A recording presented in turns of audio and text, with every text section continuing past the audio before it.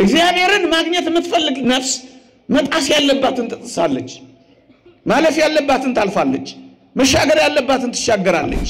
ብዙ ሰው መስማት አይፈልገው፣ ብርሃኑ እንዳያጋልጠው በጨለማ ውስጥ ለመኖር ወደ ጨለማው ህይወት በፍጥነት ይደበቃል። መስማት አይፈልግ፣ ጨክኖ መስማት የህይወት ለውጥ አንድ ሰው እዚህ ብቻ አይደለም እያልኳችሁ። አንዳንዶቻችን በሪፖርት የታጀበ የነሳ ህይወት ነው ያለን። ሪፖርት እናቀርባለን፣ ያ ማለት እንናዘዛለን፣ ግን አለቴ ነው የተወደዳችሁ ወገኖቼ። እሾህ የወጋው ሰውነት እሾህን በመንቀል ብቻ አይደለም የሚድነው፣ ይልቁንም ዘይትና መድኃኒት በማፍሰስ ነው። ይሄ ዘይትና እንደዛው እየኖርን እግዚአብሔርን ማግኘት እንዴት እንመኛለን? እግዚአብሔር በሚጠላው ህይወት ውስጥ እየኖርን እግዚአብሔርን መውደዳችን በምን ይታወቅ? ከእግዚአብሔር ነው ዓለም ጋር እንዳንኮነን፣ ከሚጠፋው ዓለም ጋር እንዳንጠፋ፣ ከሚቀጣው ዓለም ጋር እንዳንቀጣ። አባቶቻችን እንደተናገሩት ቅጣትን ሳታመጣ የምታልፍ ኃጢአት የለችም። ይሄ ሁሉ አስረሽ ምጪው፣ ይሄ ሁሉ ጭካኔ፣ ይሄ ሁሉ በደል፣ ይሄ ሁሉ አመጽ ቅጣት አለው። ኢሳይያስ ምዕራፍ 66 ቁጥር 2 አንድ አስደናቂ ቃል ተጽፏል። ምእመናን፣ እግዚአብሔር የሚመለከተው ሰው ማን ነው? እግዚአብሔር የሚያየው ሰው ማን ነው? የእግዚአብሔር ልብ የሚያዘነብልለት ሰው ማን ነው? እግዚአብሔር እሺ የሚለው ሰው ማን ነው? በስመ አብ ወወልድ ወመንፈስ ቅዱስ አሐዱ አምላክ አሜን። በስመ አብ ወወልድ ወመንፈስ ቅዱስ አሐዱ አምላክ አሜን። በስመ አብ ወወልድ ወመንፈስ ቅዱስ አሐዱ አምላክ አሜን። በስመ አብ ወወልድ ወመንፈስ ቅዱስ አሐዱ አምላክ አሜን። ክቡር አባታችን ርዕሰ ርዕሳን ቆሞስ አባ ተክለ ማርያም የገዳማችን አስተዳዳሪ፣ ክቡር አባታችን መጋቤ ሐዲስ አባ ገብረ ማርያም የገዳማችን የስብከተ ወንጌል ኃላፊ፣ እጅግ የተወደድሽ እህታችን ዘማሪት አዜብ ከበደ፣ በዜማ ዕቃ እግዚአብሔርን እንድናመሰግን ዕድል የሰጠህን ዘማሪ ፍስሐ፣ ክቡራን አበው መነኮሳት፣ የተወደድክ ወንድማችን መምህር አንተነህ፣ ምእመናንና ምእመናት በልዑል እግዚአብሔር ስም እንደምን አመሻችሁ? እንደምን አላችሁ? አሜን።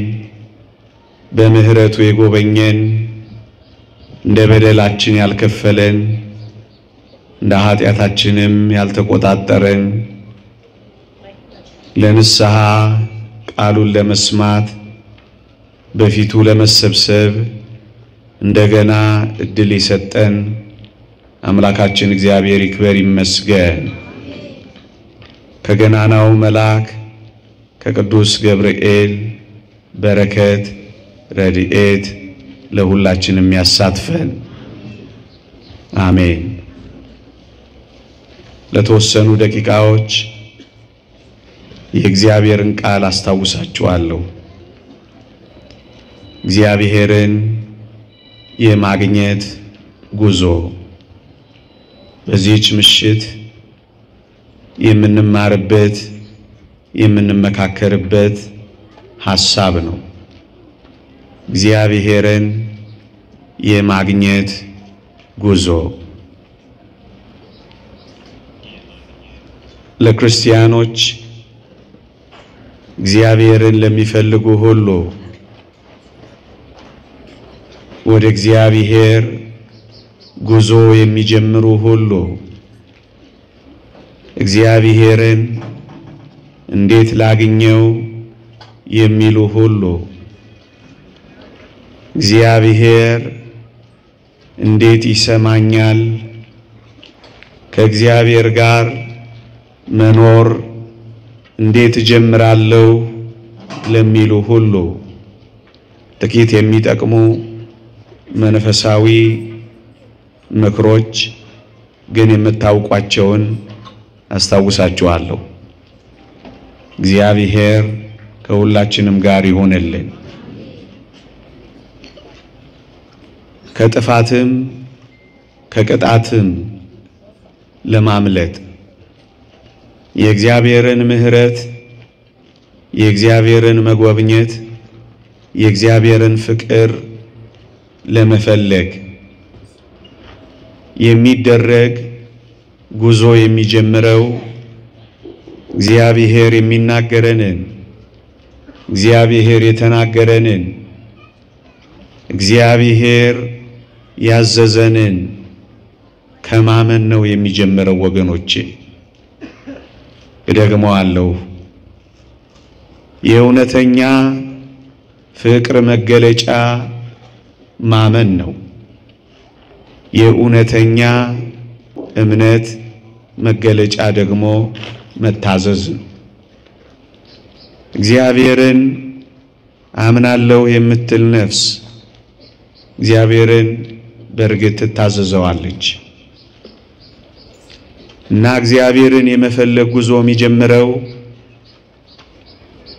እግዚአብሔር የሚለንን እግዚአብሔር ከተናገረ እግዚአብሔር እንዲሆኑ ብሎ ካዘዘ ከማመንና ከመታዘዝ ነው የሚጀምረው። የተወደዳችሁ ክርስቲያኖች በዘመናት የኖሩ የእግዚአብሔር ሰዎች እግዚአብሔርን ያገኙበት መንገድ ነው ይሄ። በዚህ ምሽት ሌላ አስገራሚ መንገድ አልነግራችሁም። የእግዚአብሔር ሰዎች የሆኑ እግዚአብሔርን ግን ያገኙ ሰዎች የተጠቀሙበትን መንገድ ነው ማስታወሳችሁ። ታስታውሳላችሁ ኖህና የኖህ ዘመን ሰዎች የተለያዩት በመታዘዝ አምኖ በመታዘዝ። የኖህ ዘመን ሰዎች ያምኑታል ግን ሊቀጥሩት ነው የሚፈልጉት እግዚአብሔርን። እግዚአብሔር ያለውን ሳይሆን የሚታዘዙት እግዚአብሔር ካለው ትንሽ ፈቀቅ አድርገው አስተያየትና ሐሳብ ጨምረውበት ነው ሊታዘዙት የሚወዱት። መቶውን እንደፈለግን እንሆንና 20ውን ደግሞ ንስሐ እንገባበታለን ብለው በራሳቸው ሐሳብ በራሳቸው መንገድ ነው ከእግዚአብሔር ጋር ለመኖር የሚፈልጉት። ኖህን ከዚህ ልዩ የሚያደርገው እግዚአብሔር የተናገረውን አንድም ሳይሸርፍ አንድም ሳይቀንስ አንድም ማስተያየት ሳይሰጥበት አንድም ማስተባበያ ሳይሞላበት ኖህም የታዘዘውን አደረገ ነው የሚለው። ወገኖቼ እግዚአብሔርን ማግኘት የምትፈልግ ነፍስ እግዚአብሔርን አምና በመታዘዝ ነው የምትጀምረው። እግዚአብሔርን ማግኘት እንፈልገዋለን ካላችሁ በማመን ፍጹም በማመን የነገረንን በመታዘዝ ነው እግዚአብሔርን የምናገኘው። እነዚህ የኖህ ዘመን ሰዎች ኃጢአት ጥሟቸዋል። ከኃጢአት ጋር ተላቀው ከእግዚአብሔር ጋር ተጣብቀው መኖር አይደለም የፈለጉት፣ ለመላቀቅ አቅቷቸዋል። ወገኖቼ አሁን እኛም እንዲህ አይነት ዝንባሌ ያለን ይመስላል። ኃጢአት በጣም ስለጣፈጠን ጣፋጩ እግዚአብሔርን የምር መቅመስ አቃተን። መጨከን ሳይሆን የወደድነው ቀጠሮ መቅጠርን የፈለግነው። የእግዚአብሔርን ትእዛዛት ከልባችን ያዘዘንን አሁን መፈጸም ሳይሆን የምንፈልገው አስተያየት እያከልንበት ጥያቄ እያቀረብንበት ማስተካከያ እየሰጠንበት መኖር ነው የምንፈልገው። ያልታዘዙት መቶውን ሲበሉና ሲጠጡ ሲያገቡና ሲጋቡ መኖር እንጂ የፈለጉት የታዘዙትን ንስሐ መግባት አልፈለጉም። ወገኖቼ እግዚአብሔርን ለማግኘት የሚደረግ ጉዞ ያለንን ሙሉ ለሙሉ እሺ በማለት በመፈጸም ነው የሚጀመረው። ወገኖቼ እግዚአብሔርን የሚፈልግ ሰው ይታዘዛል። እግዚአብሔርን የሚፈልግ ሰው እሺ ይለዋል። እግዚአብሔርን የሚፈልግ ሰው ድንጉጥ ይሆናል እንደ ኖህ። እግዚአብሔርን የሚፈልግ ሰው አይዘገይም ይወስናል። እግዚአብሔርን የሚፈልግ ሰው ቀጠሮ ሲቀጥር አይኖርም ይጨክናል። አያችሁ እግዚአብሔር የሚገኘው የነገረንን በማመን ለመታዘዝ በመናደርገው ጭከና ነው ወገኖቼ። ለምን እግዚአብሔር አልሰማኝም? ለምን እግዚአብሔርን ማግኘት አቃተኝ? ሳናምነው በማመን ወይም ማመናችንን በመታዘዝ ሳንገልጥለት እግዚአብሔር አይገኝም። በመመላለስ እግዚአብሔር አይገኝም። እግዚአብሔር አምላኬ ነው እያሉ በመፎከር እግዚአብሔር አይገኝም። የእግዚአብሔር አገልጋይ ነኝ እያሉ የእግዚአብሔርን አገልግሎት መለያ እየለበሱ እግዚአብሔር አይገኝም። እግዚአብሔር የሚገኘው በመታዘዝ ነው። የሰዶም ሰዎች ከሎጥ የተለዩት የሰዶም ሰዎች ፌዘኞች ስለሆኑ ነው። ፌዘኞች እግዚአብሔርን አያገኙት። ሎጥ ሲነግራቸው እግዚአብሔር ያዘዘውን ሲያስተምራቸው አፌዙበት የሚል ቃል ነው የተጻፈው። ፌዘኛ ሆነን እንዴት እግዚአብሔርን እናገኘዋለን? የእግዚአብሔርን ትእዛዛት በፌዝ ለመተካት እየጣርን እንዴት እግዚአብሔርን የማግኘት ጉዞ እንጀምራለን? በጣም የሚደንቅ አንድ በመጽሐፍ ቅዱስ ታሪክ የተቀመጠ እውነት ላስታውሳችሁ። እሳት ሊወርድባት የነበረችው ከተማ፣ የጥፋት ነጋሪት የተጎሰመባት ነነዌ እንዴት እንደዳነች ሲተረክ ሰምታችኋል። ይህ ምንኛ ያስደንቃል! እንዲህ የሚል ቃል ነው በዚህ በትንቢተ ዮናስ ምዕራፍ 3 ቁጥር 5 ላይ የተጻፈው። እኔ ሳነበው ሁሌ ይደንቀኛል። የነነዌ ሰዎች እግዚአብሔርን አመኑ ብሎ ነው የሚጀምረው። ወዳጄ እግዚአብሔርን ካመንከው ወደ እግዚአብሔር ጉዞ ትጀምራለህ። እግዚአብሔር የሁሉም ነገር ምንጭ፣ እግዚአብሔር ኃያል፣ እግዚአብሔር ያዘዘውን የሚያደርግ፣ እግዚአብሔር ከተናገረው የማያጎድል፣ አጠፋለሁ ካለ የሚያጠፋ፣ አድናለሁ ካለ የሚያድን፣ እምራለሁ ካለ የሚምር፣ እቀጣለሁ ካለ የሚቀጣ፣ እግዚአብሔር የተናገረው እውነት ነው ብላ መታመን ነፍስ እሷ የመዳን ጉዞ ትጀምራለች። ኦርቶዶክሳውያን እግዚአብሔር የነገረንን አምነነዋል፣ አልተጠራጠርነው። እግዚአብሔር በተናገረው ነገር ወስነናል፣ ቀጠሮ አልቀጠርንም። እግዚአብሔር ያዘዘንን በማድረግ ህይወት ውስጥ ነን፣ በመታዘዝ ህይወት ውስጥ ነን ወይስ እኛ በመንፈልገው ህይወት ውስጥ በመኖር ውስጥ ነን? በእኛ ምርጫና በእግዚአብሔር ትእዛዝ መካከል ልዩነታችን አልሰፋም። ታዲያ እግዚአብሔር በዚህ ውስጥ እንዴት ይገኛል ወገኖቼ? እግዚአብሔርን አመኑ ብሎ ነው የሚጀምረው። ከተማይቱ ትጠፋለች፣ እግዚአብሔርን አመኑ። እሳት አወርዳለሁ፣ ደነገጡ። እግዚአብሔር ሲነግራቸው ሙሉ ለሙሉ ነው የተቀበሉት። ፌዝ፣ ጥርጥር አልገቡበትም። እግዚአብሔርን አመኑ ተብሎ ነው የተነገረው። የሚነገረንን ነገር ብናምን ወደ እግዚአብሔር ጉዞ እንጀምራለን ወገኖቼ።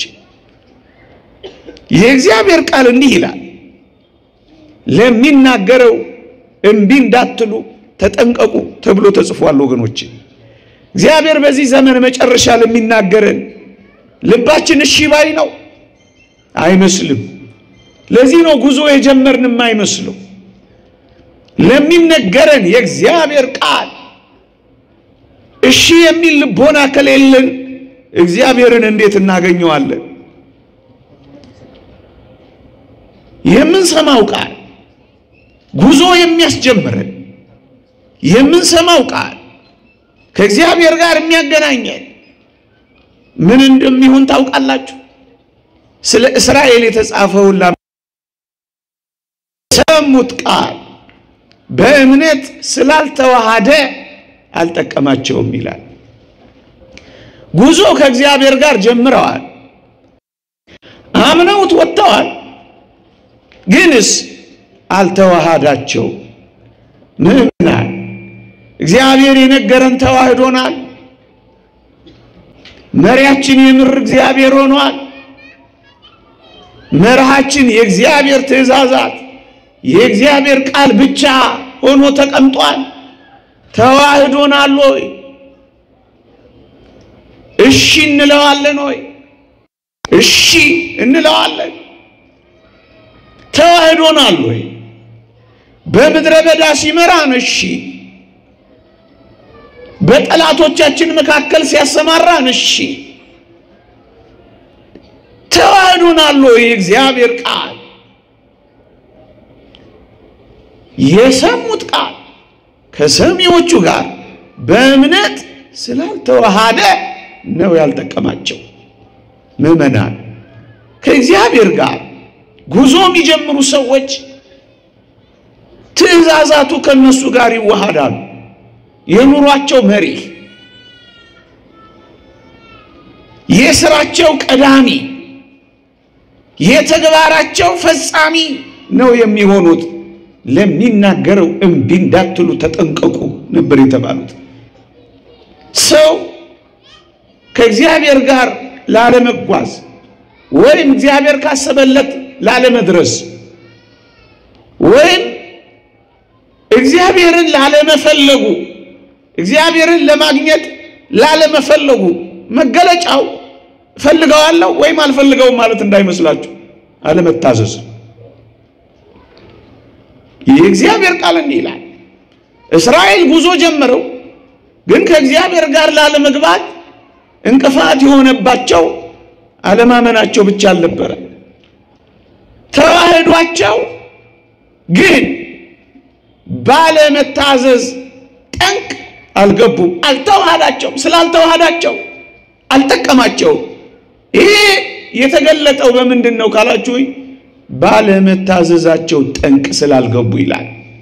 ወገኖቼ እግዚአብሔርን ማግኘት ከፈለጋችሁ በዚህ በመጨረሻዎቹ የዘመናት ማለቂያ እግዚአብሔር የሚገኘው በሚታዘዝ ልብ ውስጥ ከእግዚአብሔር ጋር ለዘላለም ለመኖር በመንግስተ ሰማያት በተላ ደስታ ከሱ ጋር ለዘላለም ለመኖር ጉዞ ከፈለጋችሁ ጉዞ ከፈለግን መታዘዝ። እግዚአብሔርን የማፍቀር መገለጫው ማመን ነው። የማመናችን ማሳያው መታዘዝ። ጉዞ የምንጀምረው ማመናችንን በመታዘዝ በመግለጥ እንዲ አንፈልገው ካመቻመችን እንዲና እንዲያል ለማቻቻል ከፈለገን እግዚአብሔርን የማግኘት ጉዟችን ይቋረጣል። እግዚአብሔርን ማግኘት የምትፈልግ ነፍስ እግዚአብሔርን በማግኘት ጉዞ ውስጥ ለድርድር፣ ለውድድር፣ ለፉክክር የምታቀርበው ነገር የላት። ምንም ምክንያት የላት። እግዚአብሔርን ላለማግኘት ምንም በቂ ምክንያት አታቀርብም። እርሱ ያለውበትን ያውቃል አትልም። ያፌን አይደለም የልቤን የሚያውቅ ነው አትልም። ሰው እንደሆነው ነው የሆንኩት፣ ከሰው የተለየ እኔ ምን አደረኩ አትልም። አሁን ከዚህ የበለጠ ለእግዚአብሔር ምን ልሆንለት እችላለሁ ብላ ምክንያት አደረድርም። እግዚአብሔር ያላትን ታደርጋለች፣ ትታዘዛለች። ማሳያዎች ልስጣችሁ።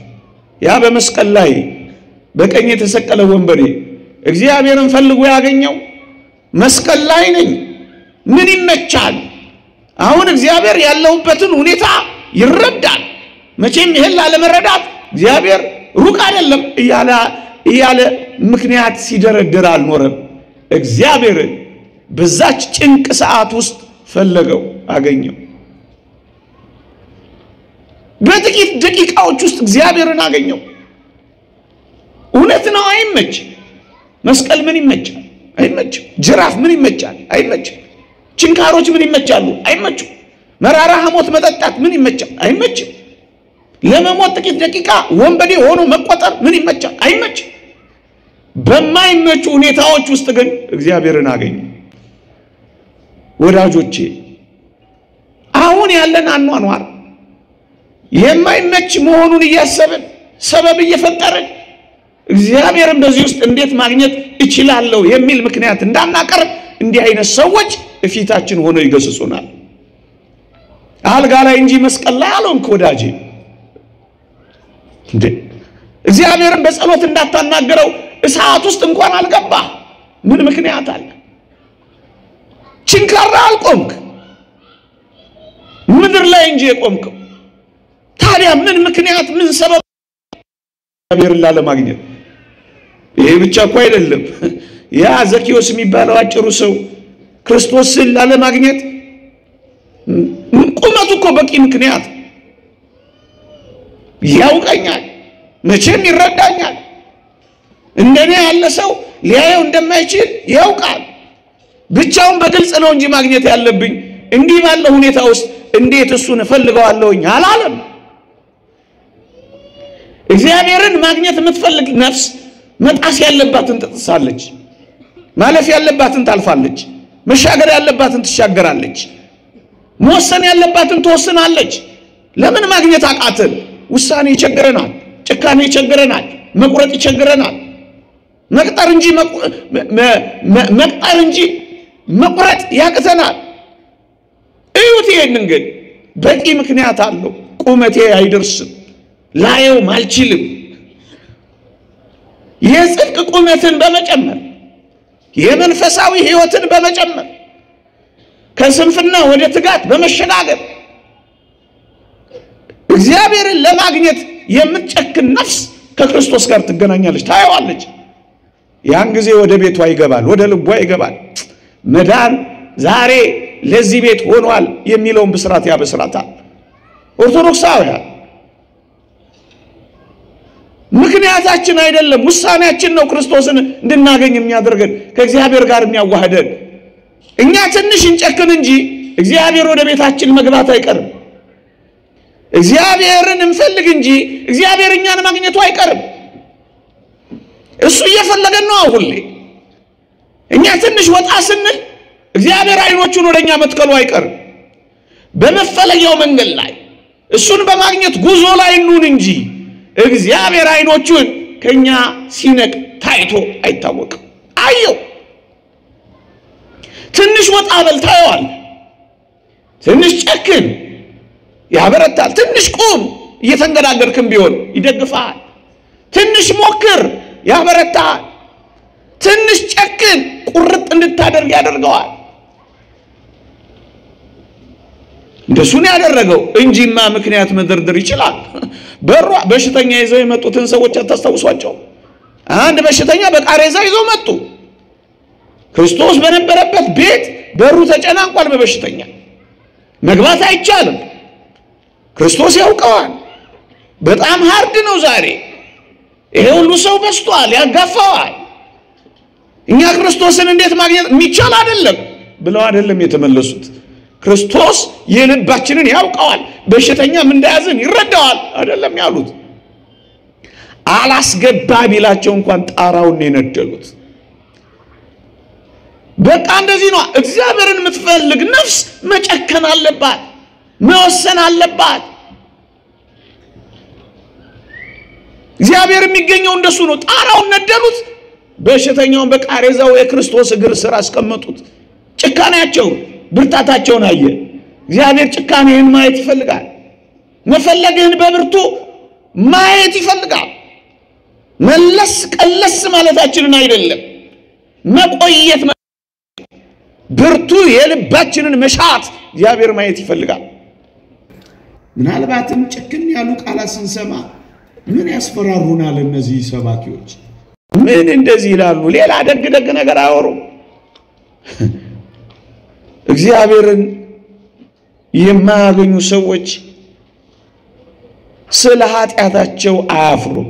ስለሚነገራቸው ነገር ግን ይደነግጣሉ፣ ይፈራሉ። መስማት አይፈልጉም። ከዛ በኋላ ብዙ ሰው መስማት አይፈልገው። ተርላው፣ ደስታው፣ ቅምጥልነቱ አሁን ያለው ኑሮ የተመቸው ሲሆን የእግዚአብሔርን ቃል መስማት በመጨከን ማዳመጥ አይፈልግም። ይሸሻል። ብርሃኑ እንዳያጋልጠው በጨለማ ውስጥ ለመኖር ወደ ጨለማው ህይወት በፍጥነት ይደበቃል። መስማት አይፈልግም። ጨክኖ መስማት አይፈልግም። አንድ ሰው እዚህ ሐዋርያት ሥራ ምዕራፍ 4 ላይ ተጠቅሷል። ፊሊክስ የሚባል ቅዱስ ጳውሎስ ስለ ጽድቅም ራስንም ስለ መግዛት አስተማረው ይላል። ፊሊክስ ግን ፈርቶ ይላል ሂድ አሁን አለው ይላል። ሂድ። እግዚአብሔር እንደነዚህ ሰዎች ማግኘት ፈሪዎች፣ ጽድቅን የማይሰው ራስን ስለ መግዛት ማድመጥ የማይፈልጉ ራሳቸውን ከሚገዙ ይልቅ እግዚአብሔር ቢቀርባቸው የሚመርጡ ሂድ ሲመቸኝ የሚሉ ሲመቸኝ። መቼ ነው የሚመቸው አይታወቅም። የምዕራፉን መጨረሻዎች ተመልከቱ። በጣም ያሳዝናል። ፊሊክስ ተመችቶት ታረቀ፣ እግዚአብሔርንም አገኘ የሚል አታገኙ። መቼ ነው የሚመችሽ እህቴ? መቼ ነው የሚመችሽ ወዳጅ?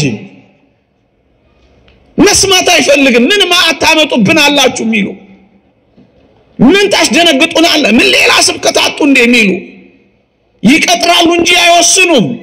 ሲመቸኝ ይላሉ እንጂ የሚመቻቸውን ህይወት እንኳን ሲያመቻቸው አይታወቅም። እንዲመቻቸው ብቻ ነው የሚፈልጉት። የሚመቻቸው ዘመን እንዲመጣ ነው እንጂ የሚፈልጉት እንዴት እንደሚያመቻቹ ግን ማሰብ አይፈልጉም። እሺ ንስሐ አባት ለመያዝ አመቻቸህ? እሺ ራሳችሁን ተረጋግታችሁ ለመፈተሽ ማን ያመቻችል? ሲመቸኝ አለው ይላል። እድላቸውን ያባክናሉ እንጂ እጃቸው ላይ ፊታቸው ላይ የቀረበውን እድል መጠቀም አይፈልጉም። የዚህችን ምሽት እድል የሚጠቀምባት ሰው አለ? እቺ ምሽት እኮ እድል ናት። እቺ ምሽት እኮ የብድር ዕድሜ ናት። እቺን ምሽት ያላገኟት እጅግ በርካቶች እኮ አሉ። አልጋ ላይ ዋሉ፣ ኦክሲጅን የተገጠመላቸው በማቃሰት የሚሉ እንኳን የእግዚአብሔርን ቃል ለመስማት የራሳቸው ድምጽ የጠሉ በጣም ብዙዎች እኮ አሉ። እቺ ምሽት እኮ እድል ናት። እግዚአብሔርን ለመጓዝ የሚያረጉ ሰዎች በሰሩት ስራ በሚኖሩት ኑሮ ያፍራሉ እንጂ የሚሰሙትን ቃል ፈርተው እግዚአብሔርን አባረሩትም። አባረረው። ካመለጠ የማይመለስ ነገር አለ ወገኔ። የዛሬው እዚህ ቁጭ ብሎ ማድመጥ ነገ ላይ ይገኝ ይችላል ወገኔ። ነገ ባይኖርስ? ነገ የመንፈሳዊነታችን ባይቀጥልስ? ነገ የዲያብሎስ ፈተና ቢበረታስ? አያችሁ፣ ለዚህ ነው እግዚአብሔርን ማግኘት የሚፈልጉ ሰዎች የሚጀምሩት ከማመንና ቶሎ ከመታዘዝ ነው። የእግዚአብሔር ፍለጋ እግዚአብሔርን ማግኘት የሚጀምረው ከዚህ ነው ወገኖቼ። ጥቂት ጥያቄዎች ጠይቃችሁና ወደ ሁለተኛው ነጥብ ልለፍ። እግዚአብሔር ያለንን አምነናል? እግዚአብሔር ላለው ቃል ታዘናል? ንስሐ ባትገቡ ሁላችሁ እንደዚህ ትጠፋላችሁ ያለውን የጌታችንን ቃል አምነናል? ካመንነው ቶሎ ፈጥነን ንስሐ እንገባለን። ቅድም እንዳልኳችሁ ሰዎች የነነዌ ሰዎች እግዚአብሔርን አመኑ ተብሎ እንደተጠቀሰው አምነናል። ንስሐ ካልገባን እንደምንጠፋ አምነናል። ይሄን የሚያምን ሰው መጀመሪያ የሚያደርገው ከእግዚአብሔር ጋር በንስሐ ነው የሚታረቀው። ምሳር ከዛፎቹ ስር ተቀምጧል፣ ፍሬ ማፈራ ዛፍ ሁሉ ይቆረጣል የሚለውን ቃል አምነናል። ከሌላው ምን ለየው? እዚህ ግቢ ውስጥ ያለ ነው እንዲህ አይነት ልብ ስለሚኖረን እናምነዋለን። ከዚህ አይነት ደግሞስ ጌታችሁ በምን ሰዓት እንደሚመጣ አታውቁምና ተዘጋጅታችሁ ኑሩ የሚለውን አምነናል። አማኞች አንምስ። ምክንያቱም ባለመታዘዛችን ያሳብቅብናል። ጌታ በምን ሰዓት እንደሚመጣ አላውቅም፣ ስለዚህ እዘጋጃለሁ ምትል ነፍስ እሷ ጉዞ የጀመረች ነፍስ ናት። አንደኛ ያምናሉ፣ ታዘዛሉ። ሁለተኛ እግዚአብሔርን የማግኘት ጉዞ። ሁለተኛ እግዚአብሔርን ለማግኘት የሚጓዙ ሰዎች ሁለተኛ የሚያደርጉት ምን እንደሆነ ታውቃላችሁ? አጭር ነገር ነው የሚያደርጉት። ከክፉ መንገዳቸው ይመለሳሉ። የእግዚአብሔር ቃል ይሄን ነው የሚለን። ወደ እግዚአብሔር ጉዞ የሚጀምሩ እግዚአብሔር የሚጠላባቸው ነገር ይተዋሉ። እግዚአብሔር አታድርጉ ካላቸው አድርጉ። የጉዞ ሁለተኛ ደረጃው ይሄ ነው። ምን ማድረግ?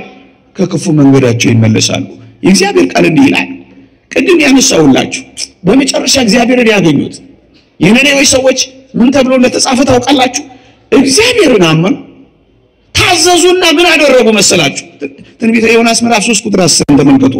እግዚአብሔርም ከክፉ መንገዳቸው እንደተመለሱ አየ፣ ስራቸውን አየ ይላል። ልድገመው። እግዚአብሔርም ከክፉ መንገዳቸው እንደተመለሱ ስራቸውን አየ ይላል።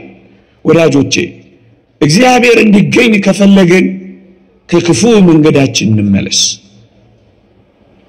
እግዚአብሔርን እንደምንፈልግ እናስታውቃለን። ባይሆን እኮ እንደዚህ አንነጠፍም። ግን እግዚአብሔር የሚገኘው ፊቱ በመኮልኮል በመነጠፍ አይደለምና ከክፉ መንገዳችን ስንመለስ እግዚአብሔር ያየናል። እግዚአብሔር ሲያየን ያገኘናል።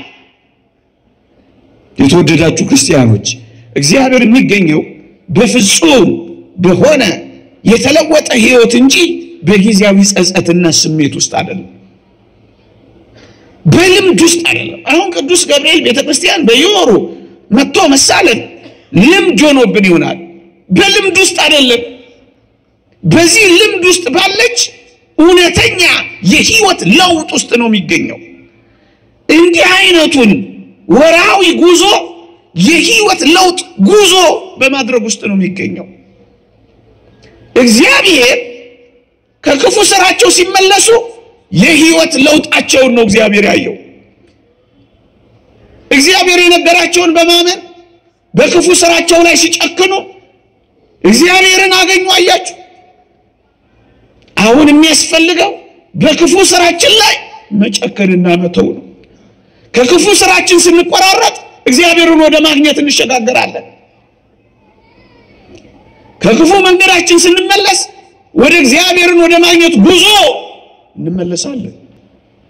ወደ እኔ ተመለሱ የሚለው ቃል የሚያሳየው ይሄንን ነው። ይሄ የሚሆነው ከክፉ መንገዳችን በመመለስ ጸጸት ብቻ አይደለም። ለጸጸትማ ቃየንም ተጸጽቷል፣ አላደረገውም እንጂ ክፉ ሰው እንዴ ይሁዳም እኮ ተጸጽቷል።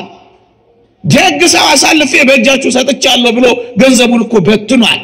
ጸጸት ብቻ አይደለም ወዳጆች፣ በዚህ ጸጸት ውስጥ ባለች የሕይወት ለውጥ ጭካኔ ነው እግዚአብሔር የሚገኘው እንጂ ሁሉ እኮ ይጸጸታል፣ ያለቅሳል፣ ከንፈሩን ይመጣል፣ ደረት የሚደቃ አለ።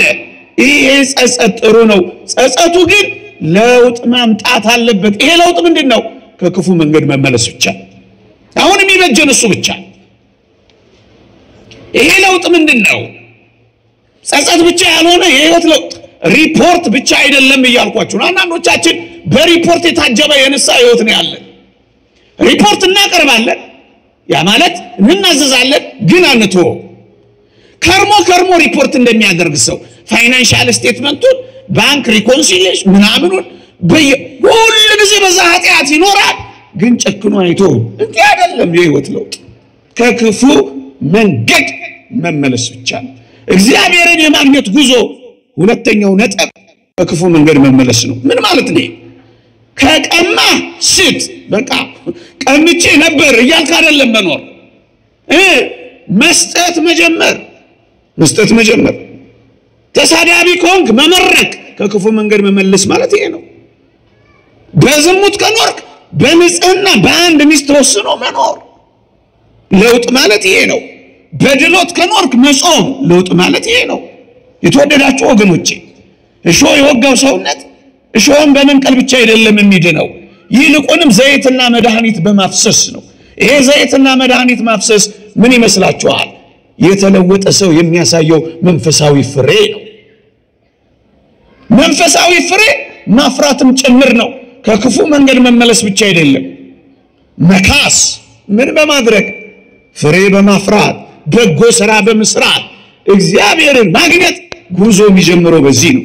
አባቶቻችን እንደሚሉት በበደሉ ላይ ድፍረትንና ሽንገላን ሊጨምር ወይም አልሰራውም ቢል ይላል ከዛች ኃጢአት መጠበቅ አይችልም ከሚመጣው ኃጢአት መጠበቅ አይድንም ይላል ከሚመጣው ኃጢአት እንድንጠበቅ ከዛችኛው ኃጢአት እንድንላቀቅ የሚያስፈልገን እውነተኛ የህይወት ለውጥ ነው መመለስ ከክፉ መንገዳቸው ተመለሱ እግዚአብሔርን ያገኙ ሰዎች በሙሉ ተመልከቷቸው ከክፉ መንገዳቸው የተመለሱ ሰዎች ናቸው አሁንም እንደዛው እየኖርን እግዚአብሔርን ማግኘት እንዴት እንመኛለን እግዚአብሔር በሚጠላው ህይወት ውስጥ እየኖርን እግዚአብሔርን መውደዳችን በምን ይታወቅ እግዚአብሔር ሊያገኘን ከፈለገን እግዚአብሔርን በመናገኘው ቦታ ማለፍ ነው ያለብን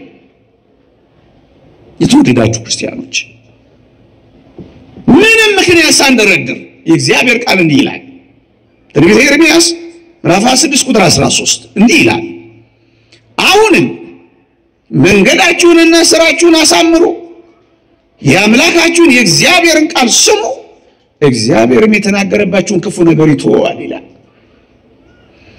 መንገዳችሁንና ስራችሁን አሳምሩ ያማረ ህይወት ወገኖች ከሚኮነነው ዓለም ጋር እንዳንኮነን ከሚጠፋው ዓለም ጋር እንዳንጠፋ ከሚቀጣው ዓለም ጋር እንዳንቀጣ አባቶቻችን እንደተናገሩት ቅጣትን ሳታመጣ የምታልፍ ኃጢአት የለችም ይሄ ሁሉ አስረሽ ምጪው ይሄ ሁሉ ጭካኔ ይሄ ሁሉ በደል ይሄ ሁሉ አመጽ ቅጣት አለው ከዚህ ቅጣት መውጣት የምትወድ ነፍስ መንገዷንና ስራዋን ታሳምራለች እግዚአብሔርን የማግኘት ጉዞ ከክፉ መንገድ መተውና መመለስ ነው ከክፉ መንገዳቸው እንደተመለሱ ስራቸውን አየ ነው የሚለው እግዚአብሔር ከክፉ መንገዳችን ስንመለስ ያየናል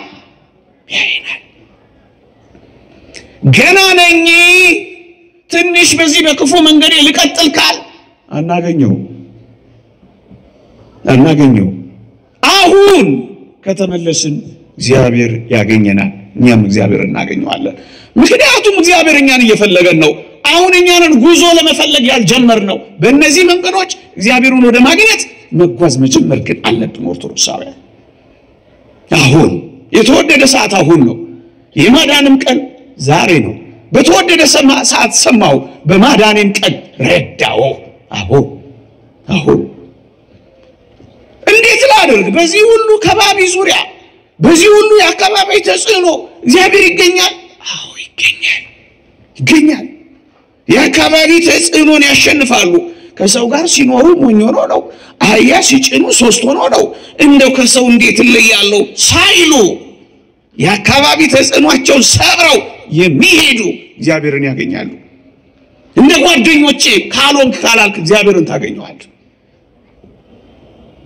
ከጨከንክ እግዚአብሔርን ታገኘዋለህ ዳዊት ሳኦል ዛ ምድረ በዳ ተገናኝተው የዳዊት ጋሻ ጃግሬዎች መጥተው ምን እንዳሉ ታውቃላችሁ አገልጋዮች እኮ ናቸው ይሄው እግዚአብሔር እኮ ሳኦልን በእጅ ላይ ጥሎታል ክፉ መንፈስ ያሰቃየዋል ያንተም ጠላት ነው ይሄው ምድረ በዳ ለምድረ በዳ ያሳድድሃል እግዚአብሔር በእጅ ላይ ቢጥለው አይደለ ክደለው እያሉ ጓደኞቹ ወተወቱት ሳኦልን እንዲገለው እጆቹንም እንዲያነሳበት ጨቀጨቁት ዳዊት ግን ምን እንዳለ ታውቃላችሁ እግዚአብሔር በቀባው ላይ እጄን አላነሳም አላ ከጓደኞቹ ውትወታ ይልቅ አንዱ የእግዚአብሔር ቃል በልቡ ተተክሏል ጓደኞቼ ወተወተኝ ሚስቴ እንደዚህ ባሌ እንደዚህ ጓደኞቼ የእግዚአብሔርን ቃል ከጓደኞቼ የእግዚአብሔርን ቃል ከአካባቢዎች ካስመለጥከው እግዚአብሔርን ሳታገኘው ትቀራለህ በየዋህነት የተተከለውን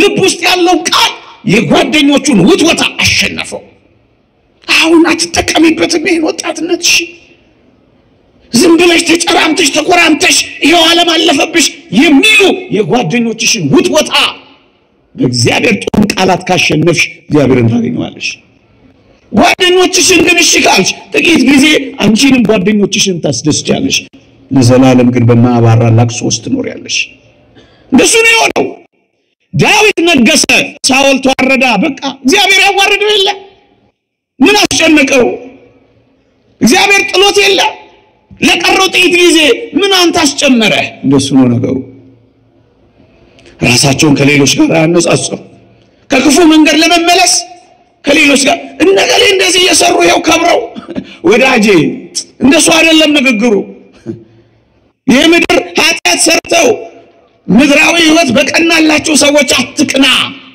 በኃጢአተኞች አትቅና። እሱ ሌላ ዓለም ነው። ነገር የምን አደረጉ? አይጸልዩ። ግን ይኸው እንደሱማ መች ይሆናል? እንደሱ አይደለም። ነገሌው ምን ሆኑ? ነገሌው አይነጻጸር። ነገሌ ከሰሩት ኃጢአት በላይ ቤተ እግዚአብሔር ውስጥ አይነጻጸርም። ብቻዋን አንዲት ነፍስ እግዚአብሔርን ከፈለገች ከሌሎች ጋር ሳትነጻጸር መቅረብ አለባት ወገኖቼ። ራሳቸውንም አያመጻድቁ። ያቺ እግዚአብሔርን የሚያገኙ ሰዎች እኔ ምን ሰራው? እኔ ምን አደረኩ? ምን ሆንኩ እያሉ ራሳቸውን ሲክቡ አይኖሩ። ያቺን ባለሽቷን ማርያም አስቧል። ስምዖን እግሩ ስር ሆኖ የክርስቶስን ምሕረት ሳያገኝ ከሩቅ የመጣች ሴት እንባዋን እያፈሰሰች እንዴት ምሕረት አግኝታ እንደሄደች ተመልከቱ። ብዙ ከወደድክ ብዙ ይማርልሃል አይደል ነገር? እዚህ ቤት ተቆፍ ብዙ ዘመናት እየተመላለስን ያላገኘውን አንዳንዶች በአንዲት ደቂቃ ሲያገኙ አይታያ። ለምን? ምንም እንዳልሆነ ነው አምነን ራሳችንን ምንም እንዳልተፈጠር ለምደነዋል። ራሳችንን እያመጻደቅን የምንኖረው ምን ድፍረት የድፍረት ኃጢአት በተለይ በውስጥ ማለት እየፈሩ እየተንቀጠቀጡ የሚመጡ አሉ። እቤት ውስጥ ያሉት ደግሞ ኮርተው ለእግር ውሃ እንኳን የማያቀርቡ እነዛ መንባብሳሉ። እነዚህ ውሃ ማቅረብ እንኳን አይፈልጉም። ኩራታቸው ምስልቅናቸው በብዙ ኃጢአት ተከበል ምንም እንዳልሆነን የምናስብ ተመጻዳቂዎች። አያችሁ፣ ያቺ ያገኘችው ይሄኛው ግን ሳያገኘው ቀር። እግዚአብሔር የሚፈልጉ ሰዎች እንደዚህ ነው የሚሆኑት። ምክንያት አይደረደሩ። አንድ እግዚአብሔር ቃል አንብብና ትምህርት ልጠቅለል። ዳዊት እንዲህ ይላል መዝሙር 65 ቁጥር 18 ላይ በልቤ በደል ቢኖር ኖሮ እግዚአብሔር ልመናዬን አይሰማኝም ነበር ይላል። ከክፉ መንገድ ስትመለስ ነው የምታገኘው። ከበደል ስትክስ ነው ከእግዚአብሔር ጋር መተያየት የሚጀምረው። በልቤ በደል ቢኖር ኖሮ እግዚአብሔር አይሰማኝም ነበር። አያችሁ፣ እግዚአብሔር እንደሚሰማው ሰው ሆኖ ለመኖር እነዚህን ከክፉ መንገድ መመለስ፣ ከበደል መራቅ ብቻ፣ በንስሐ ብቻ በቃ። ሌላ እኮ አድርጎ አላለ። አትሳቁ አላለ እግዚአብሔር። አትስሩ አላለ እግዚአብሔር። አትኑሩ አላለ እግዚአብሔር። አትደሰቱ አላለ እግዚአብሔር። አንድ ነገር ብቻ ነው እግዚአብሔር ያዘዘን፣ ኃጢአት አትስሩ በቃ። ሁለተኛ ሶስተኛና ለዛሬ መጨረሻው ብዙ ሰዓት እንዳላቆያችሁ እግዚአብሔርን የእግዚአብሔር የሆኑ ሰዎች እንዴት አገኙት? እግዚአብሔርን ማግኘት ፈልጋለሁ የምትል ነፍስ ሶስተኛ የምታደርገው አንዲት ነገር እግዚአብሔርን ያገኙ ሰዎች እንዴት አገኙት? ይኸውላችሁ ራሳቸውን በእግዚአብሔር ፊት በእውነት ሲያዋርዱ እግዚአብሔርን ያገኙታል። ኩሮች አይደሉም፣ እግዚአብሔርን ድንጉጦች ያገኙታል። ትዕቢተኞች አይደሉም፣ እግዚአብሔርን ትሑታን ያገኙታል። ቸልተኞች አይደሉም፣ እግዚአብሔርን ንቆች ያገኙታል። እነዚህ የነነዌ ሰዎች እግዚአብሔርን አግኝተው ከቅጣት ወደ ምሕረት ተሸጋግረው እንዴት እንደተመለሱ አይታችኋል።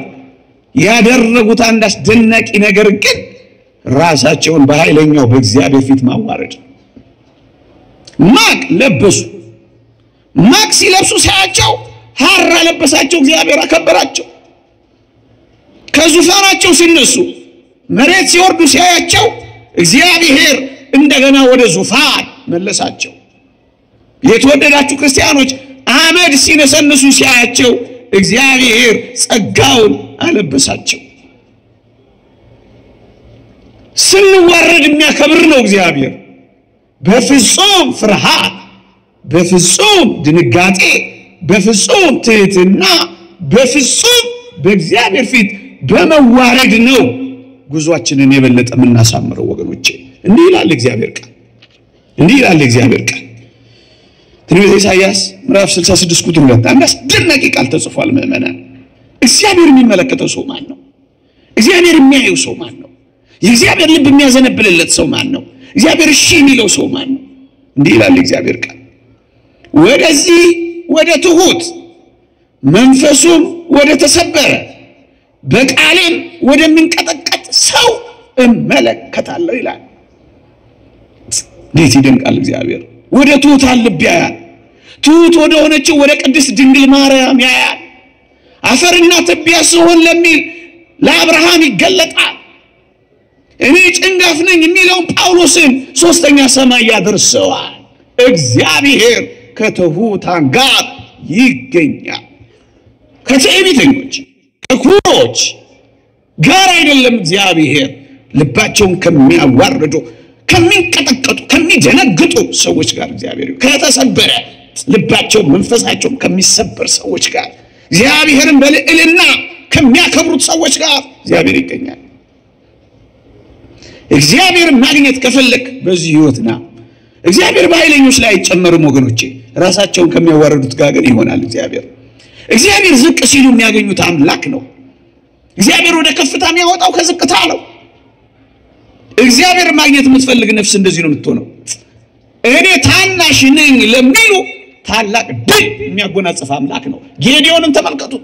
እኔ በጣም ታናሽ ነኝ ነገሬም ወገኔም የተጠቃ ነው ሲል እግዚአብሔር ኃይልን አስታጠቀው። እግዚአብሔር እንደሱ ነው የሚያደርገው። በመንቀጥቀጥ በትህትና ለሚቀርቡት እግዚአብሔር ታላቅ ድልን ነው የሚያጎናጽፈው። ወደዚህ ወደ ትሁት መንፈሱም ወደ ተሰበረ ሰው እመለከታለሁ። እግዚአብሔር ተመለከተን ማለት አገኘን ማለት ነው ወገኖች። እኛም እግዚአብሔርን አገኘነው ማለት ነው። ስለዚህ ኩራት ይቅር፣ ትዕቢት ይቅር፣ ኩፈሳ ይቅር፣ ይሄ ዝም ብሎ መለስ ቀለስ ማለት ይቅር። በመደንገጥ በመንቀጥቀጥ በመፍራት በመሰበር ወደዚህ ህይወት እንምጣ። የእግዚአብሔርን ቃል በመስማት የተወደዳችሁ ክርስቲያኖች በሙሉ ተመልከቷቸው። ቅዱስ ዮሐንስ መጥምቅ ከሱ ልጀምር። የጫማውን ጠፍር ልፈታ አይገባኝም ሲል ራሱን እንዲነካው አደረገው። እንደሱ ነው ያደረገው።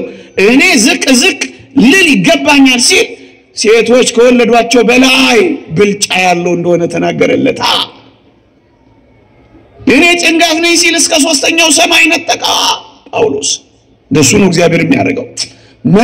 መሬት እያየች ደረቷን እየደቃች እኔን ኃጢአተኛውን ማረች የምትል ያቺ ነፍስ እዛ በሉቃስ ወንጌል ምዕራፍ 18 ላይ ያለው ያቀራጭ የእግዚአብሔር ምሕረት አግኝቶ ወደ ቤቱ ሄደ።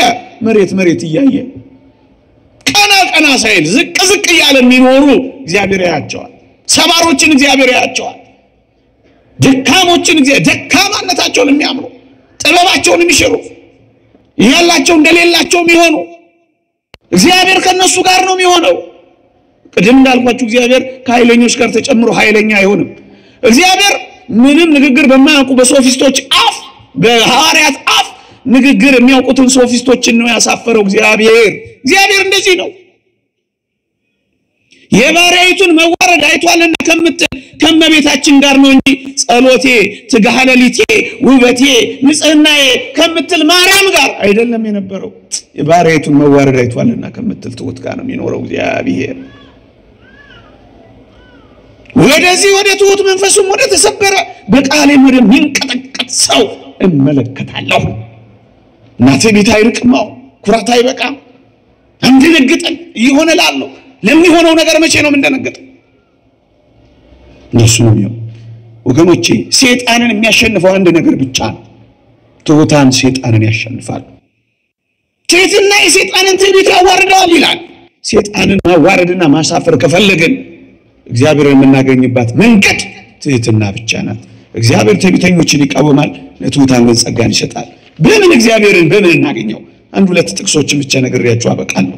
ብዙ ዝርዝር አለው ትምህርቱ፣ ይበቃል። ከዚህ በላይ አላስመሻችሁ። በምን ነው ሲያዋርዱ የነበረው እግዚአብሔር ሰዎች? እንዴት አዋርደው ራሳቸውን አገኙት? ይሄ ህይወታችን መመሪያ ስለሆነ ነው አለፍ ገደም ብዬ የምጠቅሰው። የክርስቲያን ሁሉ የእግዚአብሔርን የሚፈልግ ሰው ሁሉ መንገዱ ይሄ ነው። እንዲህ ይላል መጽሐፈ ዕዝራ ምዕራፍ 8 ቁጥር 21 ላይ አንድ አስደናቂ ቃል ተጠቅሷል። እሱን ላንብብና አንድ ጥቅስ አንብቤ ያበቃል። በፈጣሪያችን ፊት ሰውነታችንን እናዋርድ ዘንድ ጎዳናችንን ያቀናልን ዘንድ ለልጆቻችንና ለፍጥረቱም ሁሉ ጎዳናቸውን ያቀናላቸው ዘንድ አህዋ በሚባል ወንዝ ጾምን ንጹም ብዬ አዋጅ ነገርኩኝ ይላል ዕዝራ። ስለዚህም ነገር ጾምን፣ ወደ እግዚአብሔር ለመንን፣ እርሱም ተለመነን ይላል። በፈጣሪያችን ፊት ሰውነታቸውን እናዋርድ ዘንድ ጾምን፣ ስለዚህም ነገር ለመንን፣ ወደ እግዚአብሔር ጮህን፣ እርሱም ተለመነን። እግዚአብሔርን አገኙት። ምን አድርገው? በጾም ራሳቸውን አዋርደው። አሁን እኛ እኮ እንዳጠቃላይ ብሔራዊ ንስሐና ጾም ያስፈልገን ነበር ያሉት አባቱነታቸው ነው። በምንም ነገር ፈቀቅ አናረገውም እፊታችን የቆመውን ያጋንንት ተራራ። አንድ ነገር ብቻ፣ በእግዚአብሔር ፊት መዋረድ፣ በጾም መዋረድ፣ በንስሐ በመዋረድ፣ ብርቱ ጸሎትና ጩኸት በማሰማት መዋረድ። እሺ በብሔራዊውን እንደ አይን ነገር በግለሰብ እንኳን ይሄን ግን ማድረግ መጀመር አለብን። ስለዚህ ነገር ጾምን፣ ወደ እግዚአብሔር ለመነን፣ እግዚአብሔር ተለመነን። አገኘነው፣ እግዚአብሔር ምሕረቱን አገኘነው፣ ይቅርታውን አገኘነው፣ ያጣነውን ኃይላችንን አገኘን፣ መደመጣችንን አገኘን፣ መፈራታችንን አገኘን፣ ግርማ ሞገሳችንን አገኘን። የተናገርነው ቃል ይሰማል፣ የወጣው ቃል ኃይል ያገኛል። አንድነታችንን አገኘን፣ መከፋፈላችን ጠፋ፣ እግዚአብሔር ተለመነን። ይሄ ቃል ደስ አይልም? እንዲለመናችሁ አይደል እዚህ የመጣችሁ? ስለታችሁ እንዲሰማ እግዚአብሔርን በዚህ ማግኘት አይደል የምትፈልጉት? በቃ እናዋርድ፣ እንበርከክ፣ እጃችንንም ልባችንን ወደ እግዚአብሔር እንዘርጋ። ኩራትም ኩፈሳት ቸልተኝነትም አሁን ቸልተኛ ሆነን ነው እኛ። ምንም አይመስለንም፣ ምንም አልተሰማንም። እግዚአብሔርን ለማግኘት ከፈለግን ግን ይሄን እናድርግ። ነብዩ ዳንኤል የመጨረሻው ነብዩ ዳንኤል በባዕድ ሀገር የተወደዳችሁ ወገኖቼ ጸሎቱ የተሰማው ግርማው የገዘፈው ከሀገሪቱ ሁለተኛ ሰው ጠቅላይ ሚኒስቴር ለመሆን የበቃው በባቢሎን ምድር የከበረው ሽቶ እየተቀባ ቅባት እየተቀባባ ኖሮ አይደለም። በዓል እንደነሱ አይነት በዓል ያከበረ ፊስት እያደረገ አይደለም፣ ፋስት እያደረገ ስለኖረ ነው። እየጾመ አሸነፋቸው። ይሄን ዓለም ማሸነፍ የሚፈልግ ሰው እንደዚህ ነው የሚኖረው። እንዲህ ይላል ትንቢተ ዳንኤል ምዕራፍ 10 ቁጥር 12 ላይ ዳንኤል ሆይ አትፍራ፣ ልብህ ያስተውል ዘንድ ሰውነትህም በአምላክ ፊት ይዋረድ ዘንድ ካደረክበት ከመጀመሪያው ቀን ጀምሮ ቃል ተሰምቷል፣ እኔም ቃልህን ሰምቼዋለሁ አለው ይላል። ራስን ለማዋረድ ከጀመርክበት ከመጀመሪያው ቀን ጀምሮ ቃል ተሰምቷል። ስታዋርድ ትሰማለህ። በቃ መመሪያው ራሳችንን በኃይለኛው በእግዚአብሔር ፊት ስንጥል እሱ ደግሞ ከፍ ያደርገናል። ስንዋረድ ያከብረናል። የሚያከብሩኝን አከብራለሁ፣ የሚንቁኝን እንቃለሁ ያለ እግዚአብሔር ስለሆነ እግዚአብሔርን በምን መንገድ እናገኘው?